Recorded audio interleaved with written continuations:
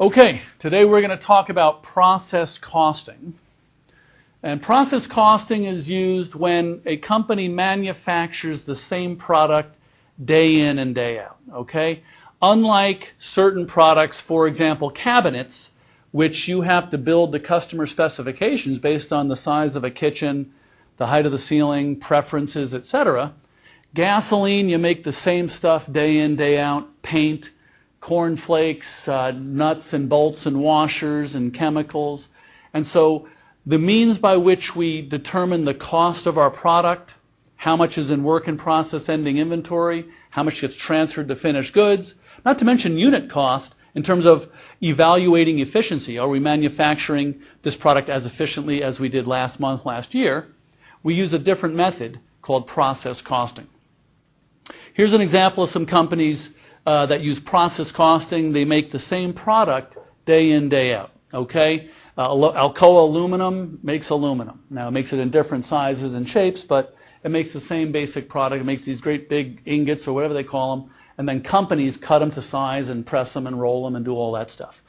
Pepsi makes that syrup that they put in cans or bags. They send them off to McDonald's and Burger King and who knows where else, and they add carbonation and boom.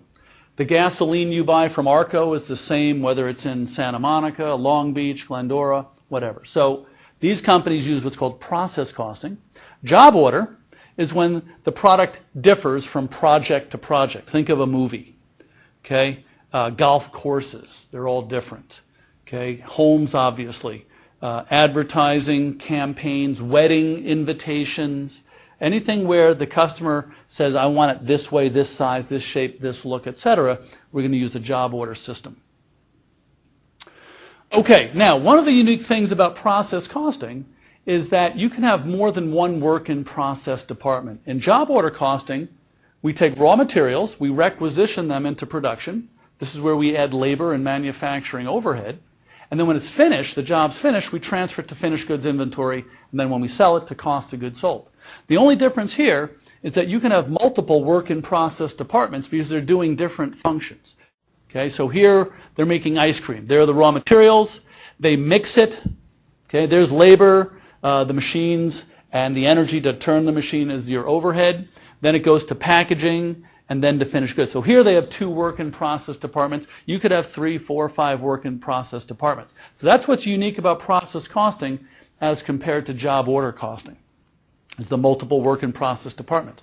And that's the only, from an accounting standpoint, the only journal entry that will be any different, and we'll look at that towards the end of this lecture. Okay, one of the key concepts in process costing is this concept of equivalent units. We call them equivalent whole units, equivalent complete units, same thing. So if I just say equivalent units, you know I'm referring to equivalent whole or complete units. So let's take a look at this slide. When materials flow through the production process at a pace that's different from labor and overhead, then work in process at the end of the period will have a different percentage of materials, labor, and overhead.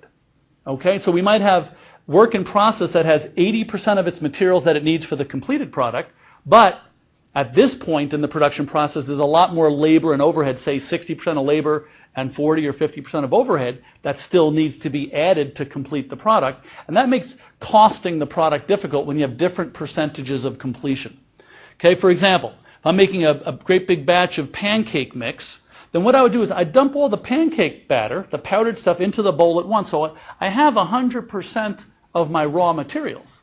And now I have someone stirring the pot, and it's in a pot, which is your equipment, which has to get depreciated. And you have the flame underneath where I'm adding water, and that's your overhead, the utilities. And then we're going to stir the pot and heat the pot, and that's going to be our labor and overhead, and we incur that cost evenly throughout the period. So at the end of a period, in fact, let me go to the next slide here, we're going to see that it's going to be difficult to cost out this product. I'm going to return to this example in a moment. Just want to review. Equivalent units are used to determine the cost of goods transferred from WIP, work in process, to finished goods, or from WIP Department A to WIP Department B. We also use it to determine what's in our work in process inventory at the end of the period, since that's going to go on the balance sheet. Remember, we have 3 inventories: raw materials, work in process, and finished goods. We're going to determine the cost per unit produced, and we can use this data to evaluate efficiency. Are we manufacturing efficiently from this period to last period? Are our material costs increasing? Are our labor costs increasing? It helps us to identify areas in which our costs are increasing so we can understand it better and perhaps take corrective action. Or if we can't fix it, maybe we have to raise the price. Okay, so let's take a look at this example here. At the end of a period, there may be 500 partially completed units of a product that is 70% complete in terms of materials and 45% complete in terms of labor and overhead. Now let's think back for a moment. In a previous chapter, we said that labor and overhead combined were what was called conversion costs, because we're converting raw materials into a finished product. How do you convert steel and glass and upholstery and rubber into a finished product? You take skilled labor and you take lots of machines and you drive it with energy, and that's your overhead costs, and you come up with a finished product. So 70% complete from a material standpoint, 45% complete from a conversion standpoint, labor plus overhead together. Makes it difficult to determine the value of ending work in process, as well as, well, what is the cost of this in terms of a unit cost, and what are we going to put on the balance sheet? Okay, another example.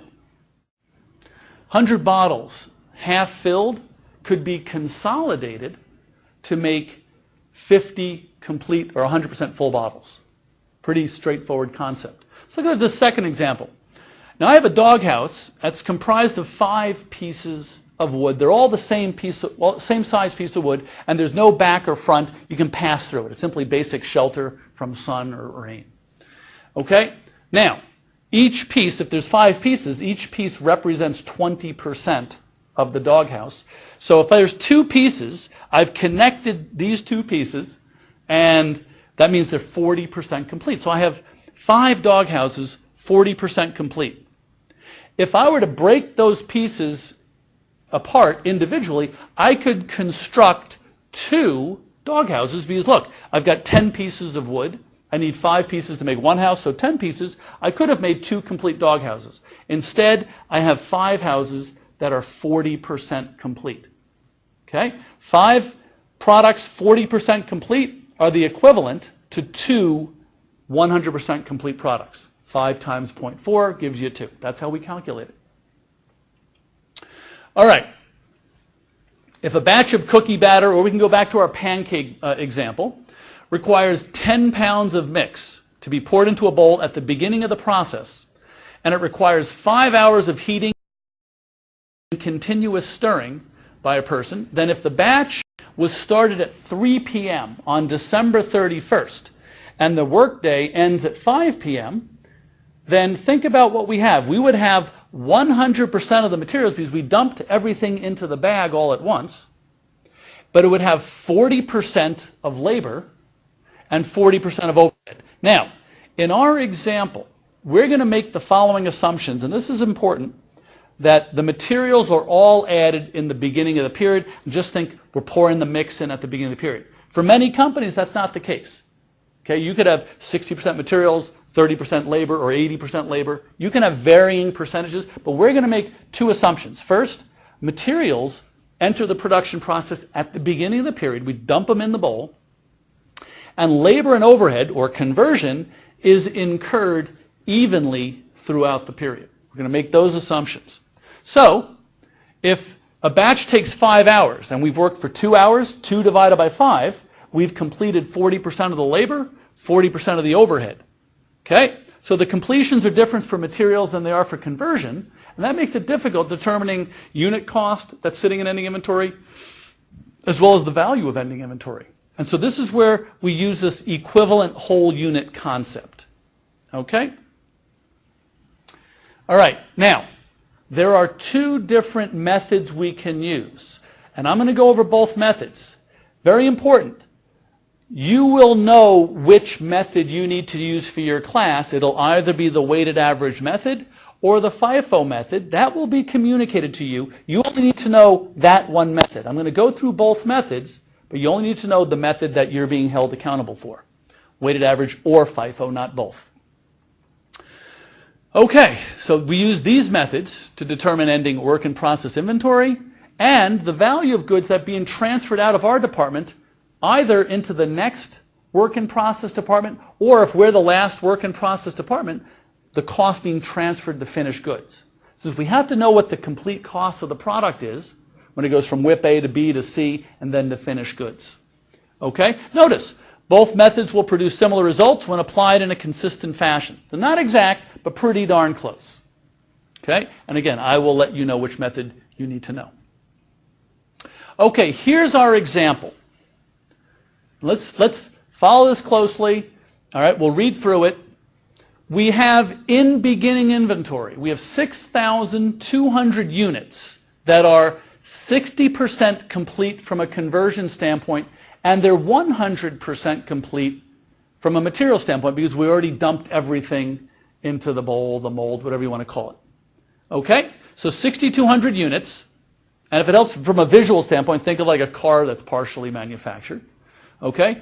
It has all the materials, but it's 60% complete from a labor and overhead standpoint. Now, in addition to that, we started from scratch 57,500 units this period.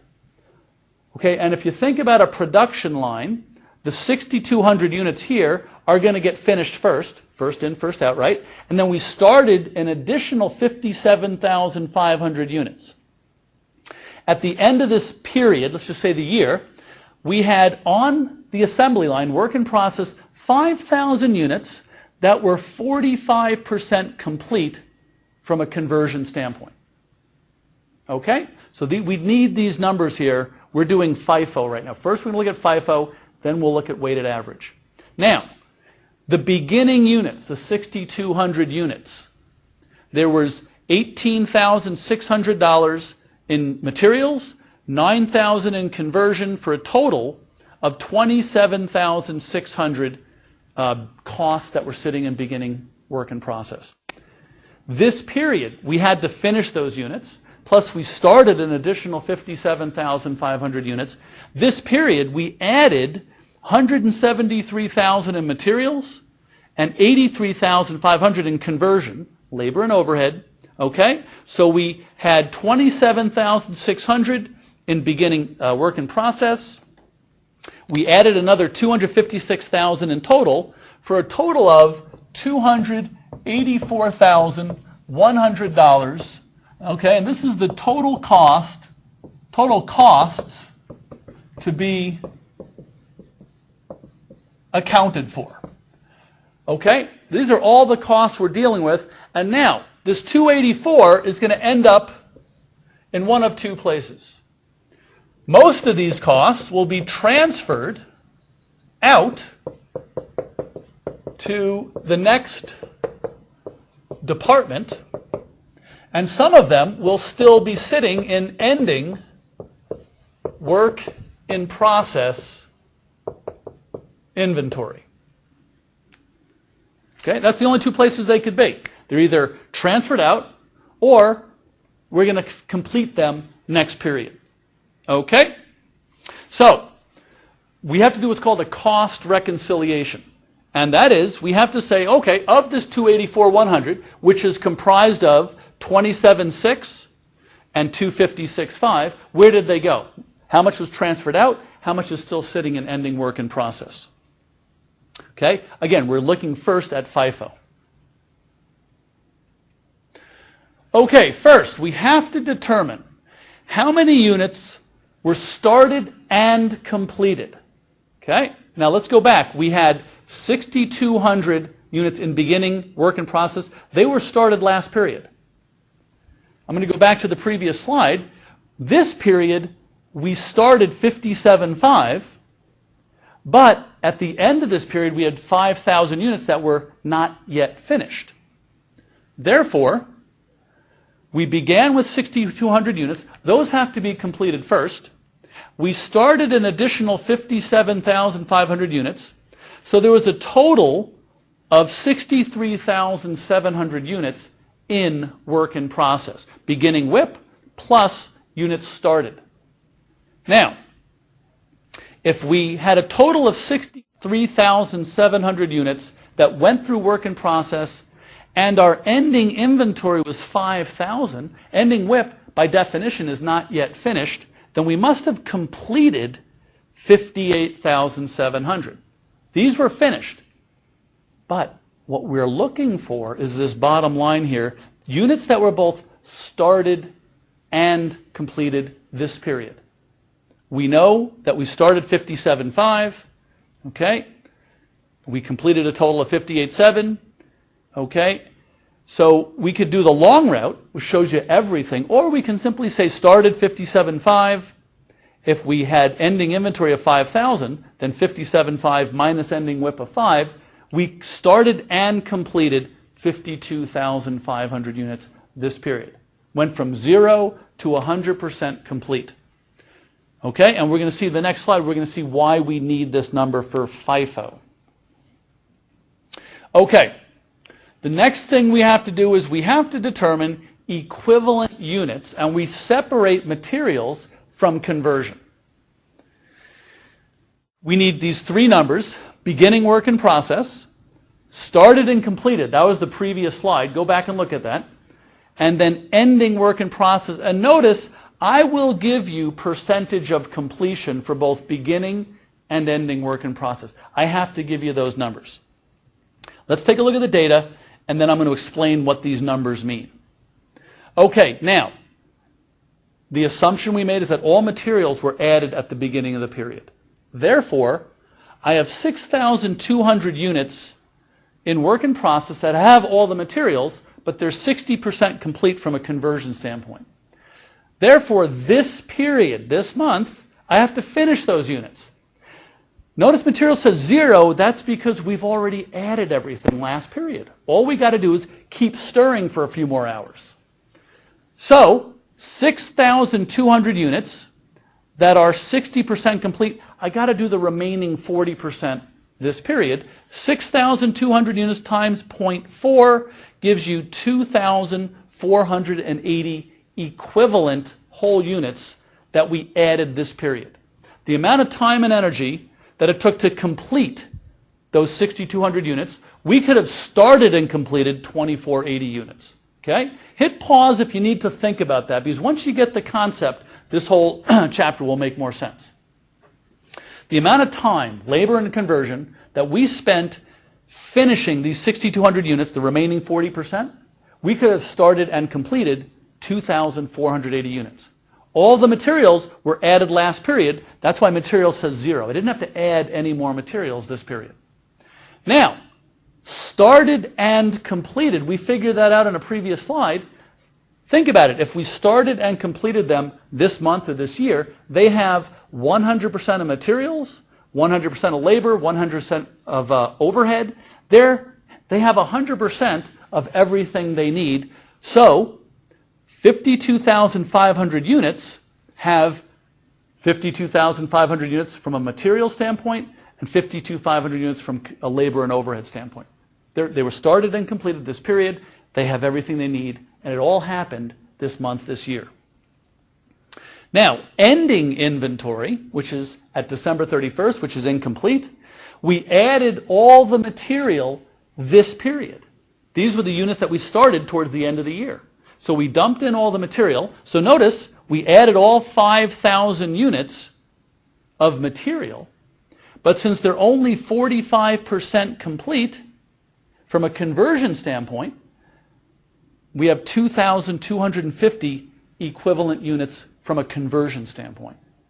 So, to do 45% of the work on 5,000 units, I could have started and completed 2,250 units from a conversion standpoint. Because again, we add all the materials at the beginning of the period, but we add labor and overhead uniformly or evenly throughout the period. This is why we have to do this, because we add costs unevenly in the production process. And again, in reality, you might have 3 different percentages for materials, for labor, and overhead. Here we're trying to simplify things a little bit by assuming materials all get dumped in at the beginning and we incur labor and overhead evenly. Add up those 3 numbers and that gives us equivalent whole units produced this period. 0 plus 52.5 plus 5,000 is 57.5. And look at conversion. It's a different number. Why? Because of that percentage business. 2480 of conversion plus 52.5 started and completed plus 2250 of ending inventory, our equivalent units are 57,230, which is a little bit different than our equivalent units for materials. And this will commonly happen where you'll have two different numbers. If they're always the same number, we wouldn't have to go through this process. Okay, we need this in order to determine cost per unit transferred out, as well as for determining what's in ending work in process inventory. Okay? Now that we have equivalent units, we can calculate the cost per equivalent whole unit for materials as well as for conversion. And they're two separate numbers. Very important. For FIFO, first in, first out, we use the cost that we added this period. And to go back to a previous slide, if you want to refresh your memory, we added $173,000 worth of materials. Notice we're excluding the cost that was incurred last period, beginning WIP. We're only using costs added this period, 173, divided by the number of units equivalent units that we started and completed this period, 57.5. Okay, so cost divided by equivalent units. Materials, this period costs us $3 per equivalent unit. Conversion, we added 83,500 this period. Divided by the equivalent units for conversion of 57,230 comes to $1 and about 46 cents. Now, let's read the note here. Both unit costs, $3 and $1.46, are rounded numbers. And this is going to result in a rounding difference when we reconcile this final number up here. When we figure out what's here and here, it's not going to equal 284,100 only because of rounding. It's going to be slightly off, and it's important for you to be able to recognize a rounding difference. Okay? But because we're rounding these, the real number might be 300,81642, whatever, and that'll give you a more precise number. We're simply rounding. We went out 3 decimal points in this case. Okay, so now that we have our cost per equivalent unit, since we know that materials were added at a different rate than conversion, so we had to come up with 2 different numbers, we can now come up with our cost analysis. This shows where all the costs, 284,100, went. They either transferred out or they went to ending work in process. Okay, so here we go. We've seen these numbers before. Costs that we started with, we still have to account for them because they're still sitting in the product itself. Think of a car that started out 20% complete, now is 80% complete. It has these costs that you began with, and we added costs, so this includes everything. Costs that were in beginning work in process, 27.6. Now, look at this next line. Costs to complete beginning work in process. BI is beginning inventory. I should have put beginning work in process inventory. So notice, we didn't have to add any additional materials because we dumped them in all at once, but we had to incur the remaining 40% of labor and overhead. So the 6,200 units in beginning WIP, we have to do the remaining 40%, which is the same as the equivalent of 2,480 units that we started and complete this period.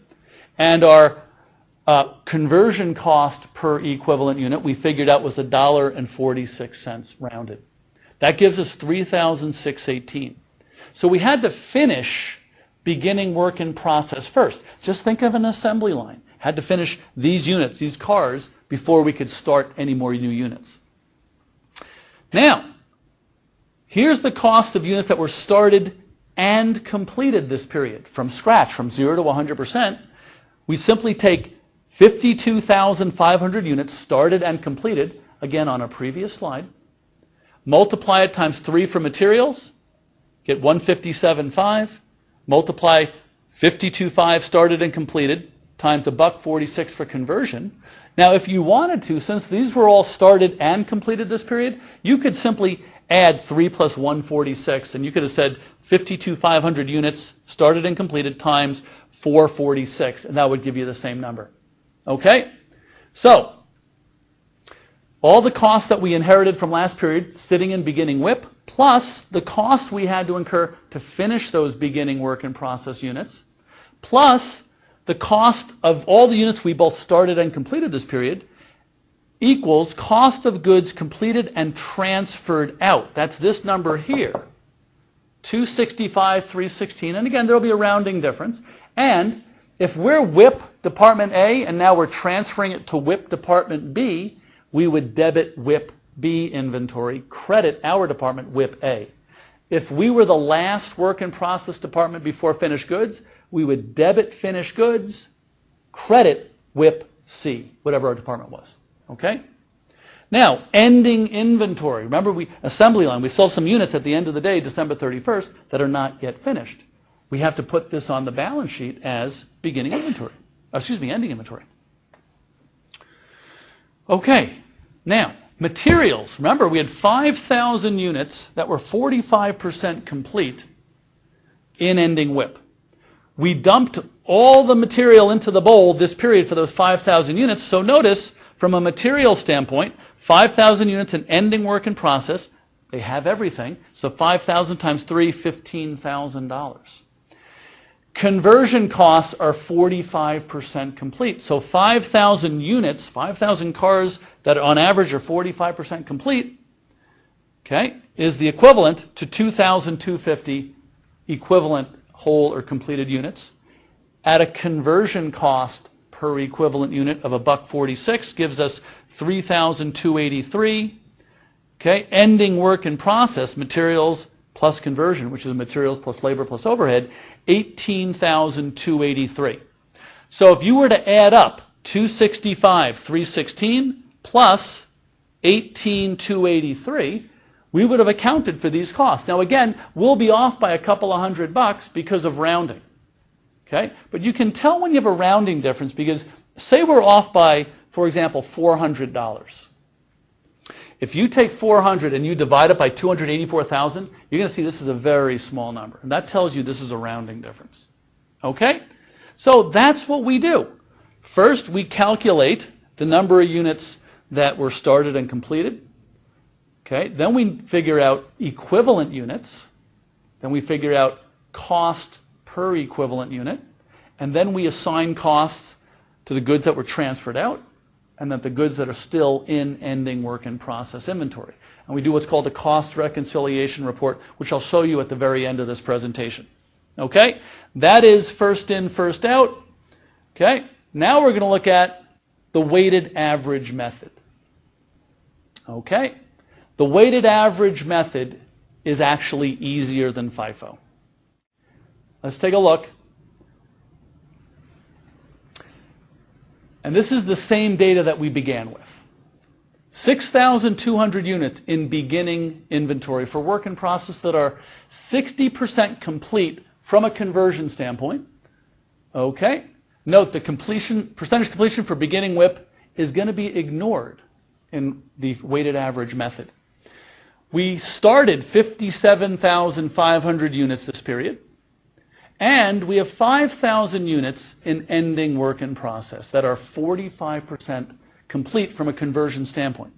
Okay, now we assume that for materials, in this example, and I'll tell you on an exam the assumptions, we'll assume all the materials were added in at the beginning of the process. Just think of pouring pancake mix into the bowl. It has all the materials, then you put the water in, and then you incur conversion costs, which is your labor, direct labor, and overhead costs evenly throughout the period. Think of a big bowl, that's your equipment, that's your factory, the flame, that's your utilities, and a direct labor person stirring the mix. Okay? You incur those costs evenly throughout the period. Now, beginning work in process, 6,200 units that are 60% complete from a conversion standpoint and that have 100% of their materials. Last period, we added 18,600 of materials, 9,000 of labor and overhead for a total of 27,600. This period, we added 173,000 more of materials and we incurred an additional 83,500 of labor. This period, we added $256,500 of additional costs. So our total costs that we have to account for are 27,600 plus 256,500 equals 284,100. We have to figure out where did these costs go? They went one of two different places. Most of it was finished, we completed the production, and transferred out either into the next work in process department or the next finished goods, or to finished goods inventory. And then some of it is still sitting incomplete in work in process at the end of this period. That'll be ending work in process inventory, which we know goes on the balance sheet. So we need to know these two numbers. Okay? So what do we do with this $284,100, which again is your total beginning WIP costs, materials, labor, and overhead, plus total costs added this period of $256,500. Okay, using the weighted average method, we ignore the units in beginning inventory, and this is easier than the FIFO method. So, we completed 58,700 units. Obviously, if we completed them, as far as our department is concerned, they've got 100% of everything they're going to need before we push them out the door to either the next work in process department or to finished goods.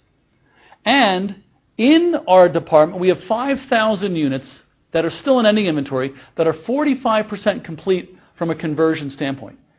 You need that number. So remember, you can ignore beginning inventory, the units, and the percentage completion. For weighted average, you don't need those, but you do need the units and the percentage of completion in ending work in process. Now we have to calculate what we call equivalent whole units or equivalent completed units. If we completed 58,700 units, then they have to, by definition, have 100% of materials and 100% of conversion, labor and overhead. Okay, so they got 100% of everything they're going to need for materials and conversion. Ending work in process is going to have 100% of the material, since we dumped them all in at the beginning of the period, but it has 45% of labor and overhead conversion costs, which is the equivalent to, had we, instead of making 5,000 units 45% complete, if we had started and completed units, we would have been able to finish 2,250 units. 5,000 times 0.45, equivalent completed units 2,250. So notice EWU, equivalent whole units, or equivalent completed units, or simply equivalent units, is for materials 63,700, and for conversion 60,950. They're different, and that happens in process costing. That's why we have to do this, because we incur material costs at a different pace than we incur labor and overhead costs. And that makes costing difficult when that happens.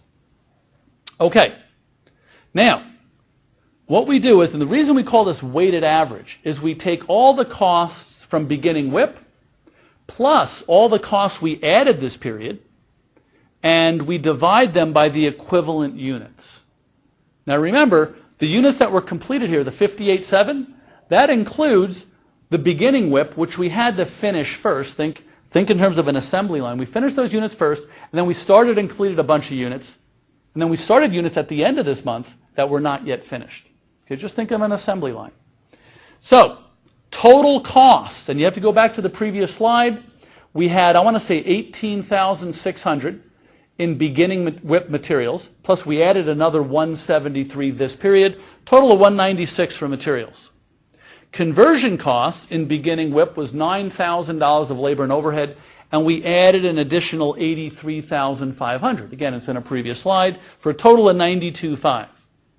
So our cost per equivalent unit for materials, we take total cost of beginning WIP plus what was added this period, divide it by my equivalent whole units, what we calculated previously. That gives us $3.01. Conversion costs, beginning WIP plus what was added this period, 92.5, divided by my equivalent units for conversion of 60,950, gives me a conversion cost of $1.52 per unit. And if you wanted to compare this to the FIFO method, you would see that the numbers are reasonably close, not exact. Okay, but if the process remains the same, you're going to get fairly consistent results with either method. Okay? Okay, now that we have cost per equivalent unit, we can do our cost analysis. And again, we're trying to figure out, this is all my costs, beginning WIP plus everything that was added, materials, labor, and overhead. Most of it was transferred to the next department, whether that's WIP or finished goods, and some of it's still sitting in our department as ending work in process inventory. So what was completed and transferred out? 58,700 units at a materials cost per equivalent unit of $3.01 gives us $176,687. From a conversion standpoint, same 58,700 units that were finished times $1.52 gives us 89,224. Add those two together, and we get 265,911. Now, if we're sending it to the next work in process department, think inventory, asset, right? Normal debit balance. Then to transfer it into the next work in process department, I'm going to debit WIP department B, and our department A, I'm going to credit WIP department A. These are both inventory accounts for work in process. We're sending it out of ours, and inventory, which is an asset, always gets credited when you reduce it, and adding it to WIP B with a debit. If we were the last work in process department on the assembly line, then instead I would debit finished goods inventory and I would credit WIP C or D or whatever our department was. Okay? All right, and then what's remaining in ending WIP? We know we have 5,000 units that have all the materials in them, and the 5,000 units are 45% complete from a conversion standpoint. And so in a previous slide, we figured out that materials have everything. So there's 5,000 units, 100% of materials, times 301 gives us $15,050 in work in process ending inventory for materials. And conversion, remember 5,000 units times 0.45, the percentage completion? That's 2,250 equivalent whole units from a conversion standpoint, times $1.52 gives us 3,240. Add those two numbers together, 15,050 plus 3,420 equals 18,470. That's what goes on the balance sheet, ending WIP for our department. Add those two numbers up, 265,911 plus 18,470 gives you 284,381, which is this number here, and they're different because of rounding. Again, we're off by $281. If you divide that by 284,100, you'll see it's a very small number. That's a rounding difference. Okay? And there you have it. So, calculate equivalent units. Calculate cost per equivalent unit for materials as well as for conversion. And then, based on that, we determine how much was transferred out to the next department and how much is still sitting in ending WIP.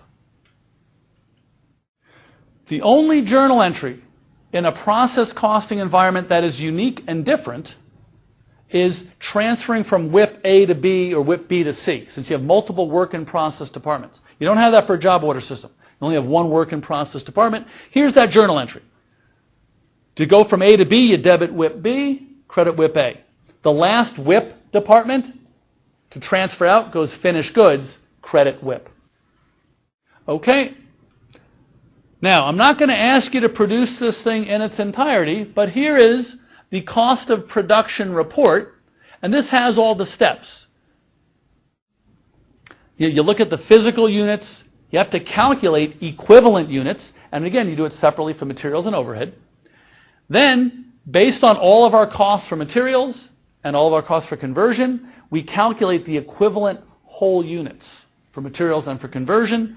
Once we have those numbers, we multiply those costs per unit times the number of units that we finished, this number here, and last we calculate the number of units that are partially completed, still in ending work in process, to determine what our ending WIP value is that goes on the balance sheet. Okay? This is an area where you're going to need to practice. So do your practice homework, check your answers, and that does it for process costing.